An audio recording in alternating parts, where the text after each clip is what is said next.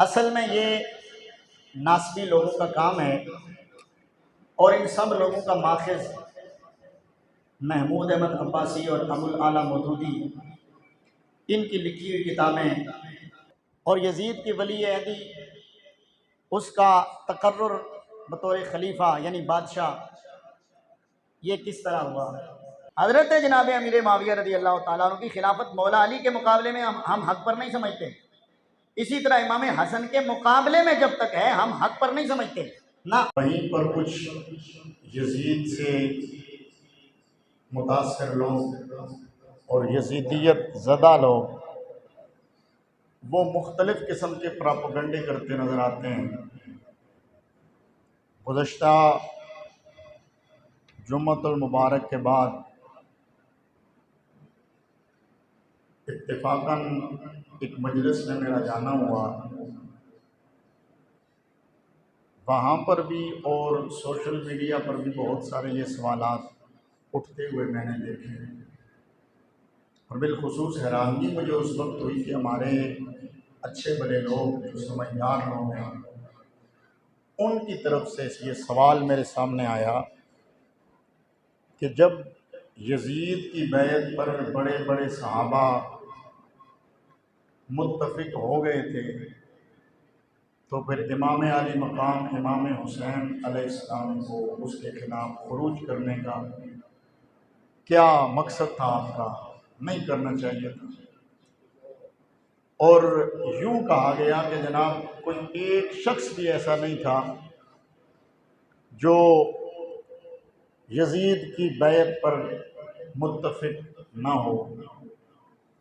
اصل میں یہ ناسبی لوگوں کا کام ہے اور ان سب لوگوں کا ماخذ محمود احمد عباسی اور ابو الاعلیٰ مودودی ان کی لکھی ہوئی کتابیں جس میں انہوں نے بہت سارے مغالطے دینے کی لوگوں کو کوشش کی ہے، تو میں نے اسی وقت یہ تہیہ کیا تھا کہ انشاءاللہ پوری محنت کے ساتھ اور تحقیق کے ساتھ کم از کم میں اپنے سننے والوں کو اس بات سے ضرور آگاہ کروں اور حقائق سامنے رکھوں کہ امام علی مقام امام حسین علیہ السلام آپ کا یہ جو یزید کے خلاف خروج تھا اس کی شرعی حیثیت کیا تھی، اور یزید کی ولی عہدی اس کا تقرر بطور خلیفہ یعنی بادشاہ یہ کس طرح ہوا۔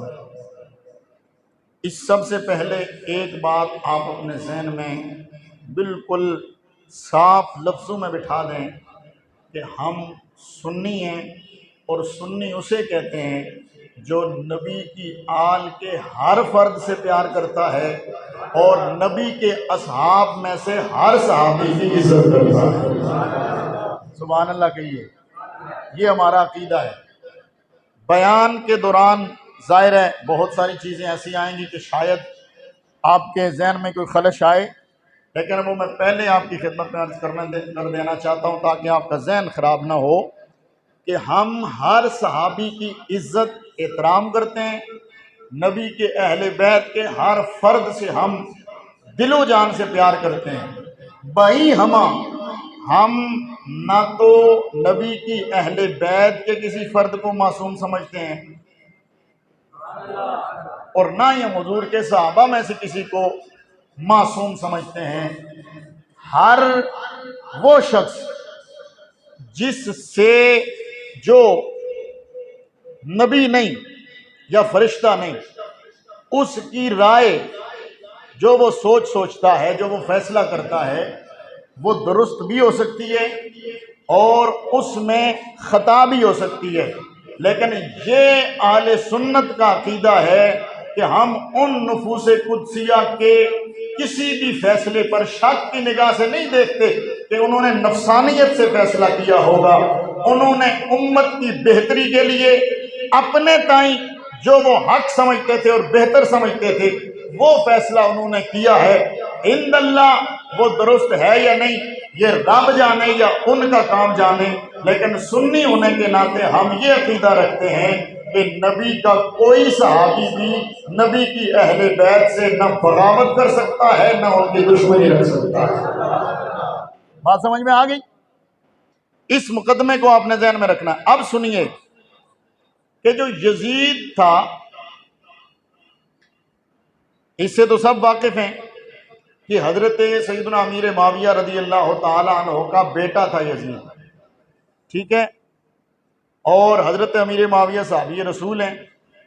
حضرت عمر رضی اللہ تعالیٰ عنہ کے دور میں اور حضرت عثمان غنی رضی اللہ تعالیٰ عنہ کے دور میں یہ شام کے گورنر رہے ہیں، اور مولا علی کی خلافت کے وقت انہوں نے پھر شام میں اپنی حکومت کا اعلان کر دیا تھا۔ یوں 40 سال یہ مسلمانوں کے امیر اور خلیفہ اپنا بادشاہ رہے ہیں۔ اور یہاں یہ بات بھی آپ بالکل واضح لفظوں میں یاد کر لیں کہ ہمارا اہل سنت کا یہ نظریہ ہے کہ حضرت امیر معاویہ رضی اللہ تعالی عنہ، کچھ ہی بولو سبحان اللہ، یہ یاد رکھیے، حضرت جناب امیر معاویہ رضی اللہ تعالیٰ عنہ کی خلافت مولا علی کے مقابلے میں ہم حق پر نہیں سمجھتے، اسی طرح امام حسن کے مقابلے میں جب تک ہے ہم حق پر نہیں سمجھتے، نہ اس وقت حق پر حق خلافت مولا علی کی، برحق خلافت امام حسن کی۔ ہاں جب خلافت راشدہ علی منہاج السنہ، جس کی حضور نے خود بشارت ارشاد فرمائی تھی، اس کے 30 سال پورے ہوئے، امام حسن نے پھر خود تاج خلافت یعنی تاج بادشاہت، یہ کبھی خلافت بول کر بادشاہت مراد لی جاتی ہے، اس لیے اس سے کوئی پریشان نہ ہو، آپ نے اس وقت پر تاج بادشاہت خود حضرت امیر معاویہ کے حوالے کیا، ان سے صلح کی، خود ان کے ہاتھ پہ بیعت کی، امام حسین سے بھی ان کے ہاتھ پہ بیعت کروائی۔ اچھی آواز نال بولو سبحان اللہ۔ اور یہاں ایک اور بات ذہن میں رکھیں، یہ جو بیعت کی تھی نا امام حسن نے یا امام حسین نے، یہ بیعت کرنے کے بعد امیر معاویہ ان کے پیر نہیں ہو گئے، ان کے مرشد نہیں ہو گئے، وہ بادشاہت انہیں دے کر کے کہا تھا کہ ہم آپ کے ساتھ ہیں، پیر امام حسن کے اور امام حسین کے مولا علی ہیں۔ پھر بولو سبحان اللہ۔ اور خود جناب رسالت مآب صلی اللہ تعالی علیہ وآلہ وسلم آئے، لیکن امور مملکت میں امام حسن نے خود تفویض کیا عہدہ، کس کو؟ حضرت امیر معاویہ کو۔ جناب امام حسین نے خود امام حسن کے ساتھ بیعت کی امیر معاویہ کے ہاتھ پر اور کہا کہ مملکت اسلامیہ کی باغ ڈور اب آپ کے ہاتھ میں ہے، اور حضرت امیر معاویہ رضی اللہ تعالیٰ عنہ کی امام حسن کے ساتھ جب صلح ہوئی، اس کے بعد پھر امن ہو گیا تھا، اس کے بعد حضرت امیر معاویہ رضی اللہ تعالیٰ عنہ کے وصال تک کوئی فتنہ نہیں کھڑا ہوا۔ کچھ ہی بولو سبحان اللہ۔ کوئی فتنہ نہیں ہوا، کوئی فساد نہیں ہوا، بلکہ حضرت عثمان غنی کے بعد جو فتوحات اسلامیہ کا معاملہ تعطل کا شکار ہو گیا تھا، یعنی فتوحات اسلامیہ رک گئی تھی، پھر امیر معاویہ کے دور میں مملکت اسلامیہ کا حکومت کا دائرہ خوب وسیع ہوا، اور جناب امیر معاویہ رضی اللہ تعالیٰ عنہ نے ملکوں کے ملک فتح کر کے اسلام کے زیر نگیں فرمائے۔ لیکن یہ رب کے فیصلے ہیں، ازل سے فیصلے ہوئے ہیں، ان میں دم مارنے کی ہمیں اجازت نہیں ہے، تاہم جو حقائق ہیں وہ ذہن میں ہونے چاہیے تاکہ کوئی بندہ بھی کسی بدگمانی کا شکار نہ ہو۔ یہ ذہن میں رکھیے۔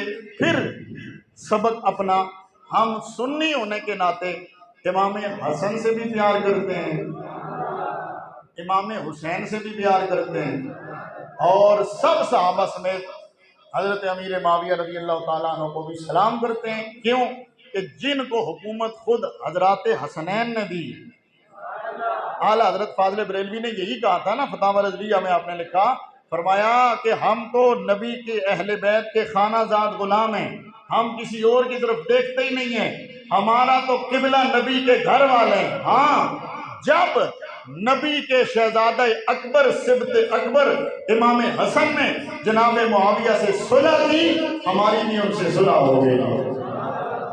ہماری ان سے کیا ہوگی؟ اونچا بولیے، صلح ہو گئی۔ اب آئیے کہ یزید کی تقرری کیسے ہوئی. اس بات سے تو کوئی بندہ، چھوٹے آپ ادھر سے اٹھو، وہ ادھر سائڈ پہ چلے جاؤ،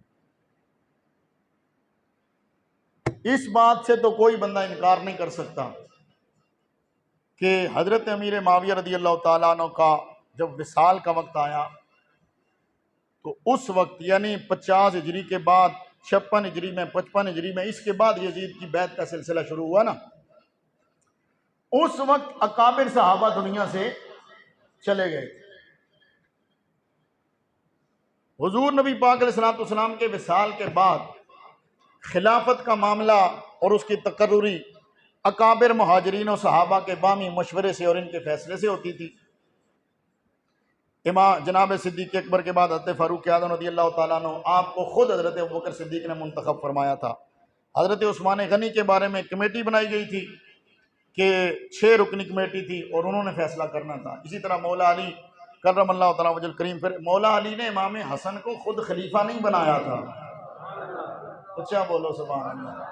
ہاں، حضرت مولا کائنات سے پوچھا گیا تھا نا کہ آپ زخمی ہو گئے اور عمر لگتا یوں ہے کہ اب آپ کا بچنا مشکل ہے، آپ کے بعد خلیفہ کون ہوگا؟ تو مولا کائنات نے پتہ کیا فرمایا تھا؟ فرمایا تھا میں کسی کو نہیں بنانا چاہتا، بس جس طرح حضور نے امت کو چھوڑا تھا میں بھی چھوڑ رہا ہوں. اگر تم اچھے ہوئے تو اللہ تمہیں اچھا حکمران دے گا، اور اگر تم اس قابل نہ ہو تو پھر جو رب کی مرضی ہوگی ویسا تمہیں حکمران عطا فرمائے گا.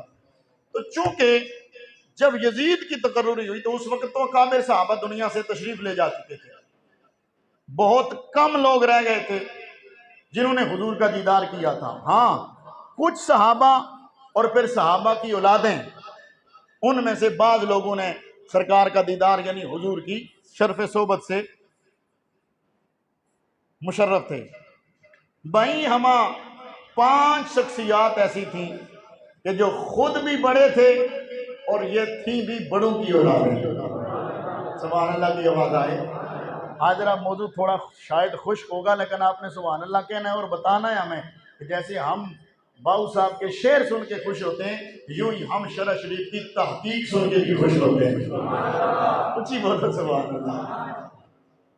ان مقدس ہستیوں میں سب سے پہلی ہستی حضرت امام حسین بن علی، دوسری ہستی حضرت عبداللہ ابن عمر، تیسری ہستی حضرت عبداللہ ابن عباس، چوتھی ہستی حضرت عبداللہ ابن زبیر، پانچویں ہستی حضرت عبد الرحمن بن ابی بکر صدیق. یہ 5 ہستیاں اکابر صحابہ میں سے تھیں اور خود بھی یہ بڑے لوگ تھے. حضرت امیر معاویہ رضی اللہ تعالیٰ عنہ کا دور خلافت بحسن و خوبی چلتا رہا.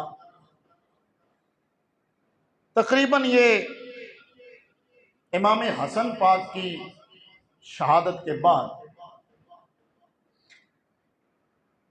53 ہجری کے بعد 54 55 ہجری اس عرصے میں حضرت امیر معاویہ رضی اللہ تعالیٰ عنہ چونکہ بزرگ ہو گئے تھے تو انہوں نے سوچا کہ میں کسی کو اپنا ولی عہد خلیفہ مقرر کر لوں گا.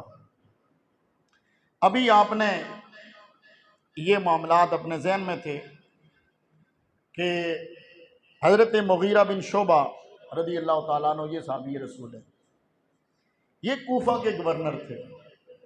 کون؟ حضرت مغیرہ بن شعبہ. یہ بھی چونکہ بوڑھے ہو چکے تھے. حضرت امیر معاویہ رضی اللہ تعالیٰ عنہ نے یہ فیصلہ کیا کہ مغیرہ بن شعبہ کو معزول کیا جائے اور ان کی جگہ سعید بن العاص کو گورنر کوفہ مقرر کیا جائے. حضرت مغیرہ بن شعبہ کو جب اس بات کا علم ہوا وہ سیدھے گئے دمشق یزید کے پاس اور یزید سے جا کے کہتے ہیں کہ یار تو اپنے والد صاحب سے اپنے باپ سے خلافت کے بارے میں بات کیوں نہیں کرتا؟ وہ تجھے خلیفہ کیوں نہیں مقرر کرتے؟ تجھ میں اہلیت بھی موجود ہے، تو اتنا ہر حساب سے پڑھا لکھا بھی ہے، وہ تجھے اپنا ولی عہد مقرر کر لیں. یزید کہتا ہے بھئی یہ کیسے ہوگا؟ خیر حضرت مغیرہ بن شعبہ نے اس کو تیار کیا. یزید سیدھا گیا حضرت امیر معاویہ کے پاس اور جا کر کہا کہ آپ مجھے ولی عہد بنائیں، مجھے اپنا خلیفہ بنائیں، آپ کے جانے کے بعد پھر معاملات خراب ہوں گے. حضرت امیر معاویہ رضی اللہ عنہ نے پوچھا بس تجھے یہ بات کس نے بتائی ہے، کس نے کہا ہے؟ کہا جی مجھے حضرت مغیرہ بن شعبہ نے اس طرف میری توجہ دلائی ہے، تو اس لیے آپ مجھے اپنا ولی عہد مقرر کر لیں۔ حضرت مغیرہ بن شعبہ کو بلایا جناب امیر معاویہ رضی اللہ تعالیٰ عنہ نے، تو حضرت مغیرہ بن شعبہ نے کہا جی ہاں میں یہ چاہتا ہوں کہ آپ یزید کو اپنا ولی عہد مقرر کر دیں، کیونکہ آپ کو معلوم ہے کہ جناب عثمان غنی کی شہادت کے بعد کتنے فتنے ہوئے، معاملات کتنے خراب ہوئے، اسلام کا کتنا نقصان ہوا، اس کے بعد بڑی مشکل سے پھر حالات جا کے کنٹرول ہوئے۔ ابھی اگر آپ یوں ہی دنیا سے چلے گئے تو دوبارہ یہ خلافت کا معاملہ پھر اٹھے گا، تو پھر قتل و غارت ہوگی، پھر معاملات خراب ہوں گے، لہذا بہتر یہ ہے کہ آپ یزید کو اپنا ولی عہد مقرر کر دیں، چونکہ امام حسن پاک کا آپ کی تو شہادت ہو چکی تھی۔ حضرت امیر معاویہ نے فرمایا کہ میری مدد کون کرے گا اس بارے میں، کون ہمارا ساتھ دے گا؟ مغیرہ بن شعبہ نے کہا یہ مجھ پہ چھوڑ دو، میں جانوں اور میرا کام جانوں۔ حضرت مغیرہ بن شعبہ یہ بات کر کے کوفہ روانہ ہو گئے۔ اب حضرت امیر معاویہ رضی اللہ تعالیٰ عنہ نے اپنے عہدے پہ انہیں قائم رکھا۔ یہ جب کوفہ گئے تو کوفے کے لوگوں سے ملاقات ہوئی، تو حضرت مغیرہ بن شعبہ سے انہوں نے کہا کہ ہاں کیا خبر لائے ہو، کیا کیا ہے؟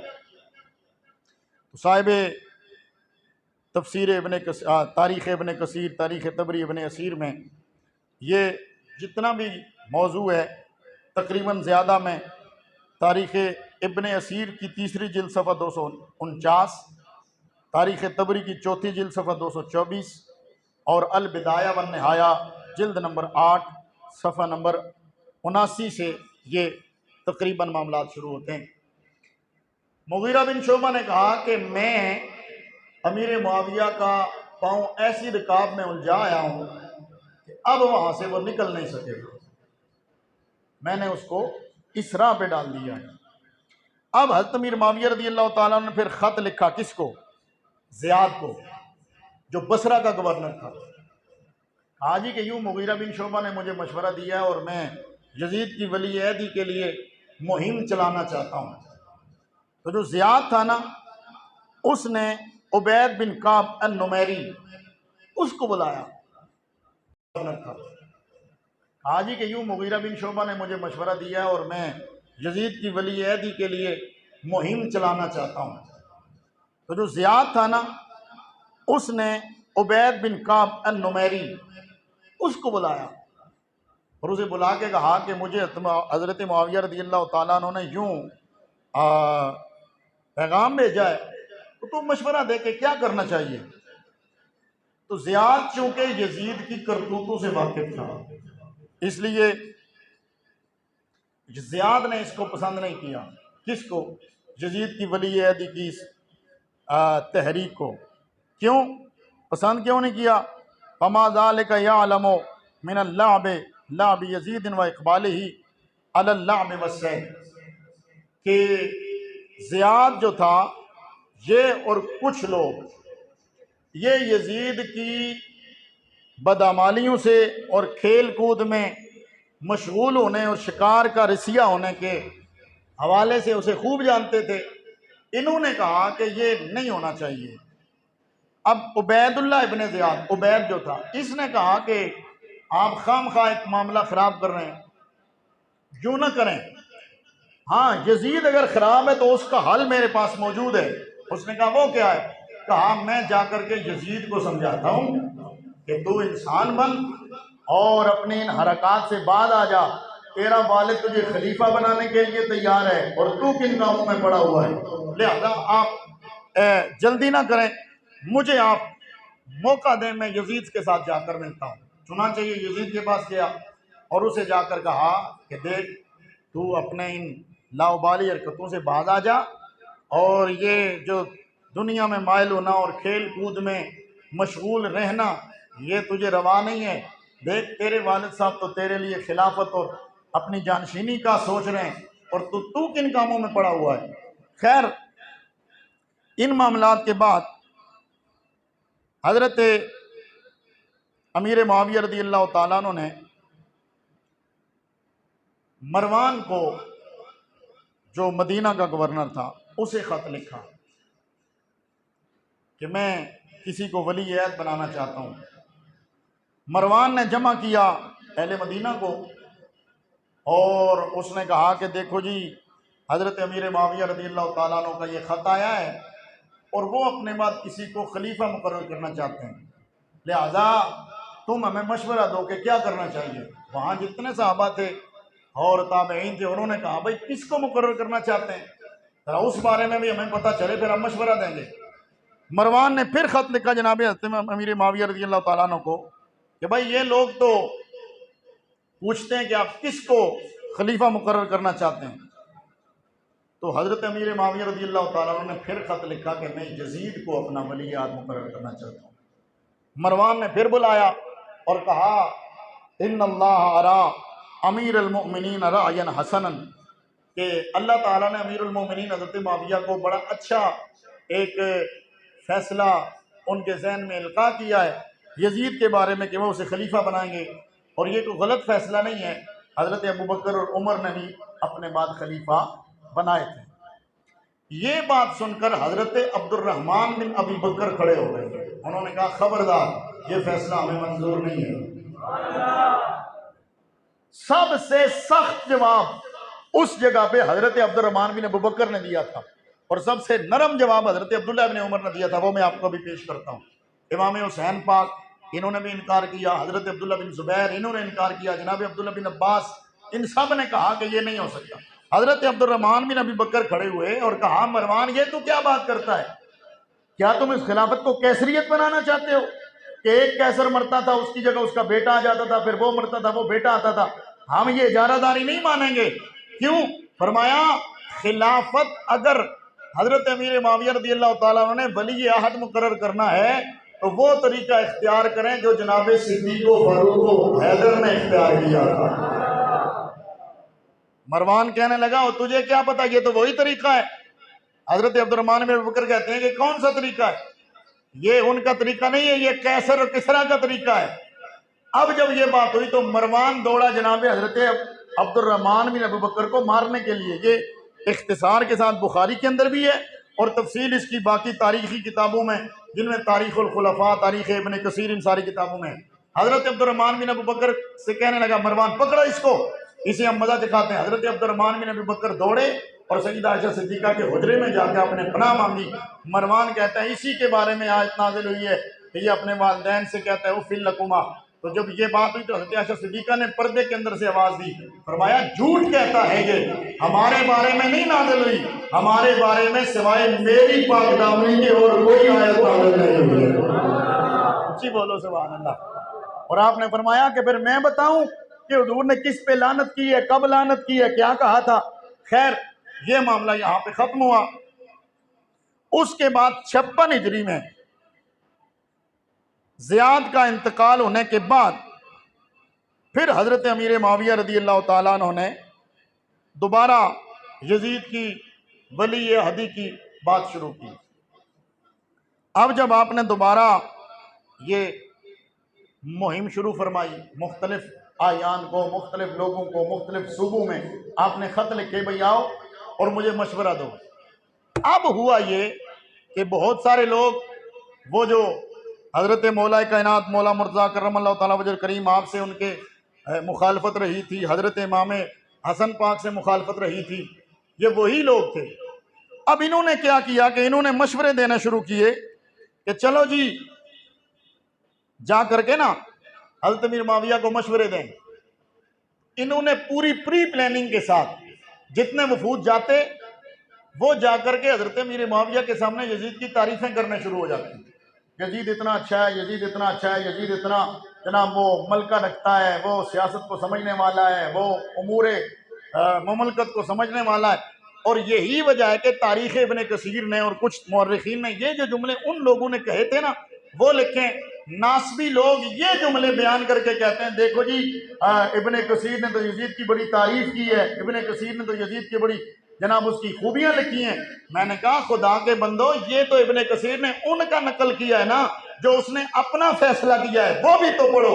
وہ 17 عیب ابن کثیر نے لکھ کے نقل کیے ہیں کہ یہ ریچھوں سے کھیلنے والا تھا، یہ بندروں سے کھیلنے والا تھا۔ کون؟ یزید۔ بندروں کو ٹوپیاں پہنانے والا تھا، بندر مر جاتا یہ ان کا ماتم کرتا تھا، یہ نماز کا تارک تھا، شرابی تھا، اور یہ غیر شرعی رکعات اور بچوں والے چھوٹے چھوٹے شریر بچوں کے کام کرتا تھا۔ یہ ابن کثیر نے باقاعدہ طور پر لکھا ہے اور کہا یہ گانے بجانے کا رسیہ تھا اور گانا بجانا اس کا محمود مشغلہ تھا۔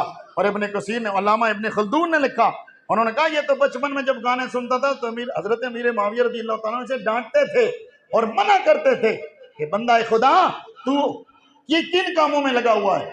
خیر، ان لوگوں نے جب آپ کر یزید کی تعریفیں کرنی شروع کی، حضرت محمد بن عمر بن حزم یہ مدینہ سے گئے، جب یہ بصرہ اور کوفہ والے لوگ جا کے تعریفیں کرتے تھے نا یزید کی، تو یہ مدینہ سے گئے، انہوں نے جا کر حضرت معاویہ رضی اللہ تعالیٰ عنہ کے سامنے کہا، اے امیر المومنین، آپ ہمارے نبی کے صحابی ہیں اور آپ نے اسلام کی بڑی خدمت فرمائی ہے، اسلام کے لیے آپ کی خدمتیں یاد رکھی جائیں گی، لیکن یاد کر لیجئے، سوچ لیجئے، بہت بڑا معاملہ ہے ولی عہدی والا۔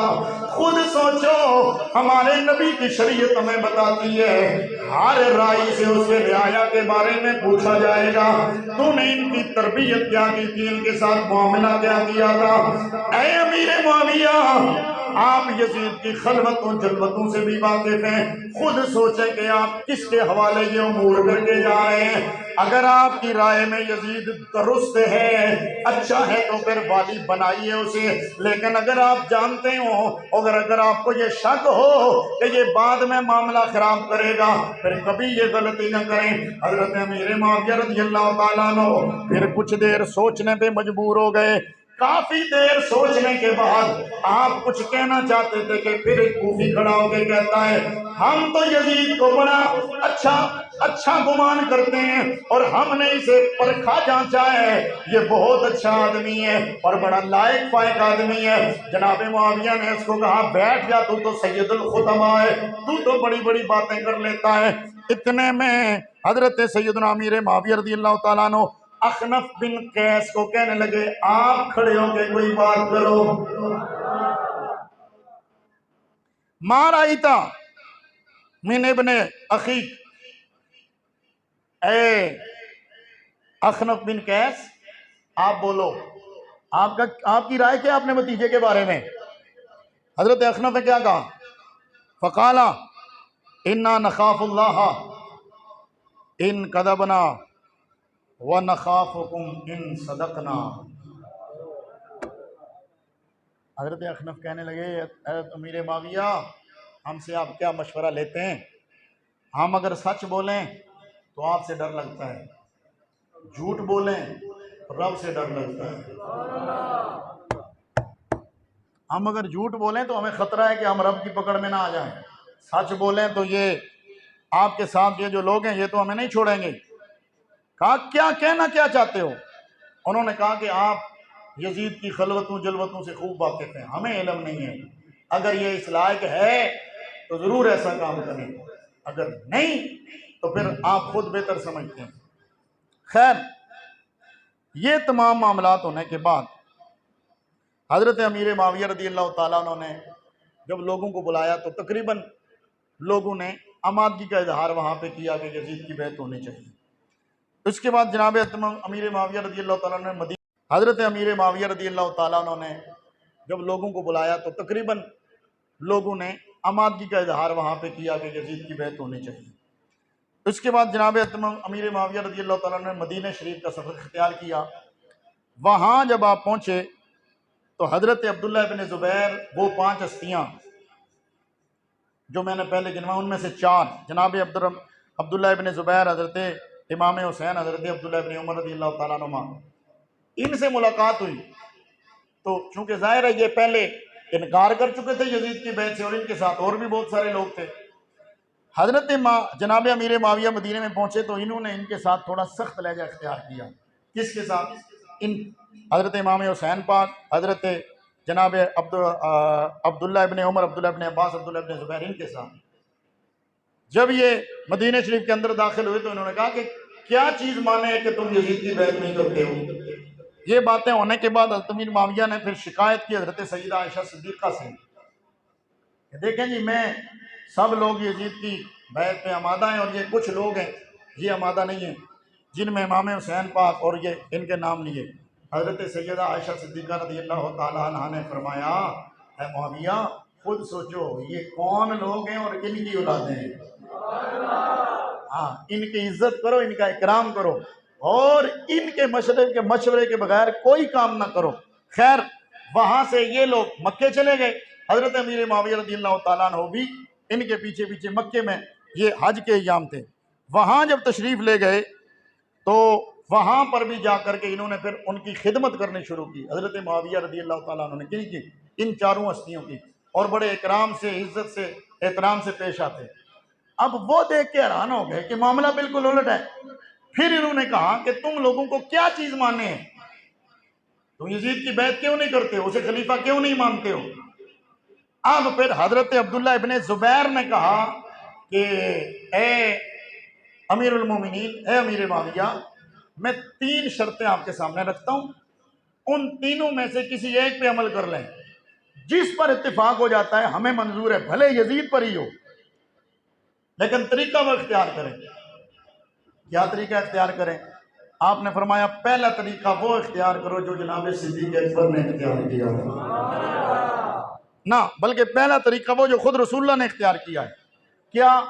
رسول اللہ صلی اللہ تعالیٰ علیہ وآلہ وسلم نے کسی کو اپنا خلیفہ بظاہر مقرر نہیں فرمایا، آپ نے فیصلہ امت پہ چھوڑا، امت جسے چاہے اسے مان لے، آپ بھی یہی کریں، امت کے حوالے فیصلہ کر دیں، وہ جس پر متفق ہو جائے اسے خلیفہ مان لیں۔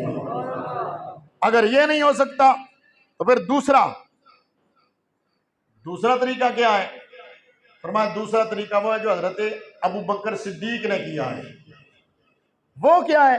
کہا جناب صدیق اکبر نے حضرت عمر کو خلیفہ مقرر کیا تھا، لیکن حضرت عمر نہ تو ان کے رشتہ دار، بولو نا یار سبحان اللہ، نہ ان کے بیٹے، نہ اور کوئی رشتہ، صرف دین پر ترجیح دیتے ہوئے جناب صدیق اکبر نے حضرت عمر کو خلیفہ مقرر کیا تھا۔ اور یا پھر آپ کریں حضرت عمر والا طریقہ، وہ کیا ہے؟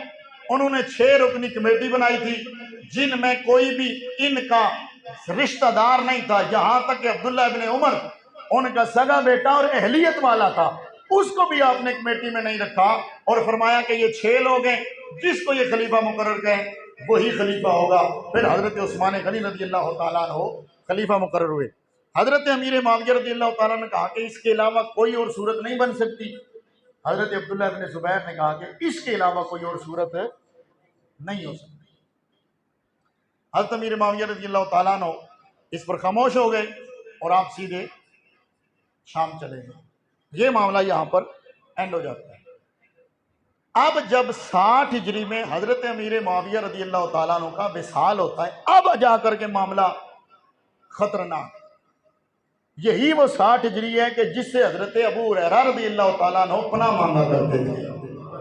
اچھی بولو، پناہ مانگتے تھے کہ یا اللہ مجھے سن 60 ہجری کی حکومت سے اور لونڈوں کی حکومت سے بچانا اور اس سے مجھے محفوظ رکھنا۔ یہی وجہ ہے کہ حضرت ابو ہریرہ 59 ہجری میں انتقال کر جاتے ہیں، آپ کی دعا قبول ہوئی ہے، آپ نے 60 ہجری کے یہ فتنے دیکھے ہی نہیں ہیں۔ یہاں ایک بات میں آپ کی خدمت میں عرض کرنا چاہتا ہوں، نبی پاک صلی اللہ تعالیٰ علیہ وآلہ وسلم نے بشارت اور یہ بتایا تھا کہ 60 ہجری کے بعد معاملات خراب ہوں گے۔ 60 ہجری تک، سمجھ گئے ہو نا؟ 60، یہ جملہ میرا غور سے سن لو، 60 ہجری تک معاملات بالکل درست تھے۔ نبی پاک صلی اللہ تعالیٰ علیہ وآلہ وسلم نے بھی جس خطرے سے انڈیکیٹ کیا تھا امت کو، وہ 60 ہجری کے بعد کا ہے، یزید کا دور ہے۔ جناب معاویہ کے دور کو حضور نے بھی غلط نہیں فرمایا ہے۔ گج کے بولو سبحان اللہ۔ اب جب حضرت امیر معاویہ کا انتقال ہو گیا، پھر یزید نے اپنے مہم تیز کی، اس نے فوراً ولید بن عتبہ کو گورنر مدینہ کو خط لکھا، اور یہاں پر یہ بات ذہن میں رکھیے کہ ایک تو یہ افراد 5 افراد یہ کوفہ والے انہوں نے یزید کو نہیں قبول کیا تھا، اسی طرح بصرہ کے کچھ لوگ تھے انہوں نے بھی نہیں قبول کیا تھا، اور حضرت سعید بن عثمان بن عفان یہ حضرت عثمان غنی کے بیٹے ہیں، انہوں نے بھی حضرت امیر معاویہ سے کہا تھا جب وہ یزید کی ولی عہدی کی بات کر رہے تھے، انہوں نے کہا تھا میں یزید کو نہیں مانتا، آپ یزید کو کیوں بنا رہے ہیں، مجھے کیوں نہیں خلیفہ بناتے، میں یزید سے بہتر ہوں ماں باپ کے حساب سے بھی، خاندان کے حساب سے بھی۔ اور حضرت سعید بن عثمان نے یہ بھی کہہ دیا تھا میرا باپ تو آپ کا خیال رکھتا تھا ہر معاملے میں اور آپ مجھے اگنور کر رہے ہیں۔ تو حضرت امیر معاویہ رضی اللہ تعالیٰ نے کہا تھا کہ ٹھیک ہے انہوں نے میرا خیال رکھا ہے، لیکن بات جو تیری ہے کہ تو والدین کے حساب سے اس سے بہتر ہے، یہ بات بالکل درست ہے، لیکن میں جن وجوہات کی بنا پر یزید کو ولی عہد بنا رہا ہوں یہ میں جانتا ہوں یا میرا رب جانتا ہے۔ اب یہ تھا حضرت امیر معاویہ رضی اللہ تعالی عنہ آپ کا ولی عہد مقرر کرنا یزید کو۔ اور یہ یاد رکھیے کہ اس میں بہت ساری چیزیں ایسی ہیں کہ جہاں آپ کا ذہن خراب ہو سکتا ہے کہ یہ معاملہ کیا ہوا۔ اب میں آپ کو سمجھاتا ہوں معاملہ کیا تھا، اہل سنت کا نظریہ اس میں کیا ہے کہ اگرچہ یہ لوگ انکاری تھے اور حضرت امیر معاویہ رضی اللہ تعالیٰ عنہ کو بھی پتا تھا کہ یہ لوگ انکاری ہیں، لیکن وہ زور کیوں دے رہے تھے؟ آپ سوال کر سکتے ہیں نا کہ جب یہ بڑے بڑے لوگ انکار کر رہے تھے تو وہ زور کیوں دے رہے تھے؟ حضرت امیر معاویہ رضی اللہ تعالیٰ عنہ اس لیے زور دے رہے تھے کہ انہیں پتا تھا کہ اگر میں خلیفہ مقرر کر کے نہیں جاتا تو بعد میں پھر وہی جھگڑے ہوں گے جو حضرت عثمان غنی کے بعد ہوئے تھے اور لوگوں کا قتل عام ہوگا۔ اور دوسرا یزید کو کیوں منتخب کر رہے تھے؟ انہیں یہ بھی پتا تھا کہ میری قوم والے بنو امیہ والے وہ کسی اور کو کسی حد بھی قبول نہیں کریں گے۔ اگر بالفرض حضرت امیر معاویہ رضی اللہ تعالیٰ عنہ بنو ہاشم میں سے کسی کو حضرت امام حسین علیہ السلام کو ہی منتخب کرتے کہ یہ خلیفہ ہوگا پھر جھگڑے شروع ہونے تھے۔ حضرت امیر معاویہ نے امت کو ان فتنوں سے بچانے کے لیے اور امت کا امن قائم رکھنے کے لیے اپنے ذہن کے مطابق یہ فیصلہ کیا کہ چلو یہ معاملات خراب نہ ہوں اور امن قائم رہے، بس میرے بعد جب یزید ولی عہد بن جائے گا لوگ جب اس پر متفق ہو جائیں گے تو پھر کم از کم امت میں جھگڑے اور فساد اونچا بولو نہیں ہوں گے۔ ان کی سوچ یہ تھی، ہم ان کے بارے میں قطعاً آپ کو یہ حلفاً یہ بات کہہ رہے ہیں اور آپ کو بھی یہی ماننا چاہیے کہ حضرت امیر معاویہ کے بارے میں قطعاً کوئی بندہ دل میں میل نہ رکھے اور ان کے بارے میں خواہشات نفسانی کے نہ رکھے کہ جناب انہوں نے کس وجہ سے فیصلہ، انہوں نے اس مجبوری کے تحت یہ فیصلہ کیا تھا کہ آپ اس وقت سخت پریشان ہو گئے تھے کہ اب معاملہ بنے گا کیا، تو اس لیے آپ نے یہ سوچا کہ اگر یزید کو سارے مان لیں گے تو یہ بنو امیہ والے شور نہیں کریں گے اور بنو ہاشم والے تو ویسے بھی شریف لوگ ہیں، تو لہذا یہ انہوں نے یہ فیصلہ کیا تھا کہ یزید ولی عہد بنے۔ لیکن یزید کو ماننے کے لیے سارے صحابہ تیار نہیں تھے، جو تیار تھے ان کا مسلک حضرت عبداللہ ابن عمر والا تھا، انہوں نے کہا تھا کہ ہم تو یزید کو نہیں مانتے، ہاں اگر آپ اس بات پہ بضد ہیں تو پھر آپ جس کو آپ مقرر کریں گے چاہے وہ حبشی غلام ہی ہو، جب لوگ سارے بیعت کر لیں گے تو ہم بھی کر لیں گے، لیکن ہم پہلے بیعت کریں یہ نہیں ہو سکتا۔ تو جن لوگوں نے بیعت کی تھی انہوں نے صرف اس وجہ سے کی تھی کہ فتنہ فساد نہ ہو، دنگا فساد نہ ہو، امت میں دوبارہ قتل و غارت نہ ہو۔ لیکن حضرت امام حسین اور باقی یہ حضرات جنہوں نے بیعت نہیں کی تھی چونکہ یہ یزید کے کرتوتوں سے واقف تھے، یزید بچپن سے ان غلط کاموں میں ملوث تھا جن کا جناب حضرت امیر معاویہ رضی اللہ تعالیٰ عنہ کو خاص طور پر علم نہ تھا۔ یہی وجہ تھی کہ زیاد نے کہا تھا کہ میں جا کر کے یزید کو چوری چھپے سمجھا دیتا ہوں کہ تو ان چیزوں سے باز آ جا تاکہ تیرا والد جو تیرے لیے فیصلہ کر رہا ہے وہ اچھا ہو جائے۔ لیکن فی نفس ہی یزید یہ بچپن سے ہی اس قابل نہیں تھا کہ اس کی بیعت کی جائے، اس میں خرابیاں شروع سے موجود تھی۔ ابن کثیر نے بھی اور ابن خلدون نے بھی یہ لکھا ہے، اور ابن خلدون نے یہ کہا ہے کہ جناب حضرت معاویہ رضی اللہ تعالیٰ عنہ کے انصاف کو دیکھ کر کے کوئی بھی عقل مند مسلمان یہ سوچ بھی نہیں سکتا کہ انہیں یزید کے کرتوتوں کا پورا علم تھا۔ ہاں جو چھوٹی موٹی باتیں تھیں وہ اسے سمجھاتے رہتے تھے۔ اگلی بات جو اہم بات ہے وہ سن لیجئے اور پھر بات ختم کرتے ہیں۔ حضرت امام حسین رضی اللہ تعالیٰ عنہ کے بارے میں حضرت امیر معاویہ نے یزید کو باقاعدہ طور پہ وصیت کی تھی اور فرمایا تھا میرے بیٹے خیال رکھنا حسین مصطفیٰ کا نواسا ہے، سیدہ زہرا کا بیٹا ہے۔ اور یہ حضرت امیر معاویہ کے لفظ ہیں۔ انہوں نے کہا تھا کہ دیکھو چونکہ انہوں نے ابھی تک تیری ولی عہدی کو قبول نہیں کیا اور میرے جانے کے بعد یقیناً یہ